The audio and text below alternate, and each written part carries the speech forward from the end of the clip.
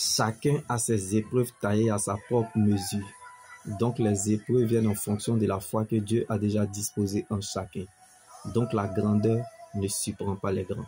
Quand tu vois un Goliath, c'est parce qu'il y a un David qui est là. Donc tu es la preuve de Dieu dans cette épreuve. Comme Job a tout perdu, mais il n'a jamais douté de Dieu. Alors comme Job, aimerez-vous toujours Dieu si vous perdez tout? Comme Gédéon était faible, mais sa faiblesse était Christ. Là où est ta foi, est ta victoire. Mais là où est ton ignorance, sera bel et bien ta défaite. C'est ce qui a trahi Jérémie. Il pense qu'il était le seul à souffrir. Comme Naomi, douceur qu'elle était, est devenue Mara, c'est-à-dire amère. N'haïs pas les gens à cause des événements malheureux que tu as vécus. Car bien aimé, c'est Goliath qui a révélé David. Donc l'abondance de nos problèmes révèle que Dieu est avec nous. Comme Naomi, n'aie pas peur de ce que tu ne peux pas changer. Et ne force pas les choses de peur que tu sois écarté du plan ou décret divin. Comme Job a tout perdu, mais il n'a pas perdu Dieu. Même si tu ne veux plus croire, le ciel croira à ta place. Comme Job a commencé la tentation avec Satan, mais il a achevé la course avec Dieu. Ce qui te fait mal ou pleurer sera la cause de ta louange. Comme le livre d'Esther n'a pas commencé par Esther, mais elle a achevé la course avec Dieu.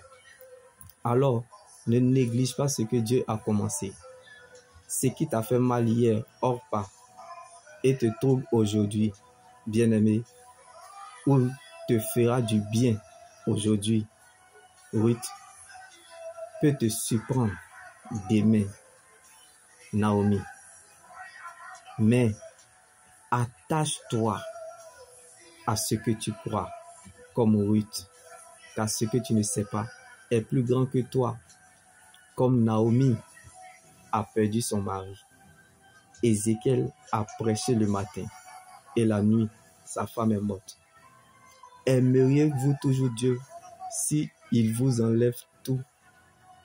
Comme Ruth pouvait nous le dire. Où tu iras, j'irai. Où tu mourras, je mourrai. Que l'Éternel me punisse avec la plus grande sévérité, si autre chose que la mort me sépare de toi. Ton Dieu, Naomi, sera mon Dieu. Alléluia. Ruth, si elle voulait regarder à la parole de sa situation, malgré l'incertitude, la confusion et la désolation, elle n'aurait pas rencontré plus tard un homme puissant, riche, son mari Boaz.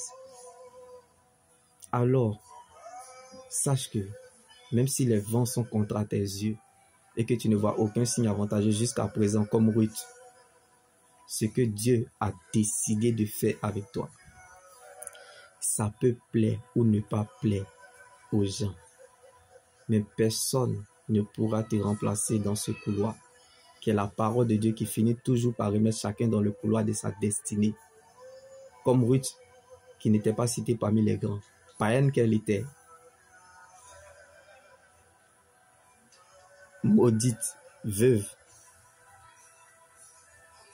elle s'est retrouvée parmi les grands à la table des rois. Elle ne sait comment, à cause de l'atmosphère de l'alliance.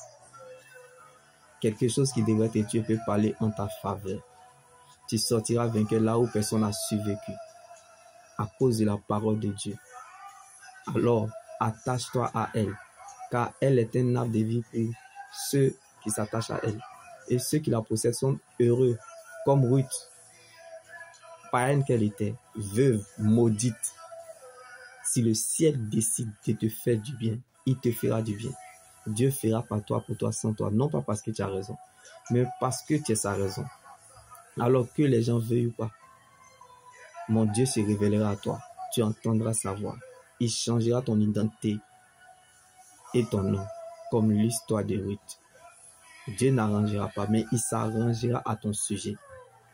Donc n'abandonne pas le processus et ne quitte pas la promesse. Reste dans ton couloir. Demeure dans ton couloir. Ne quitte pas ton couloir, qui est la parole de Dieu. À chacun son couloir. Chacun dans son couloir.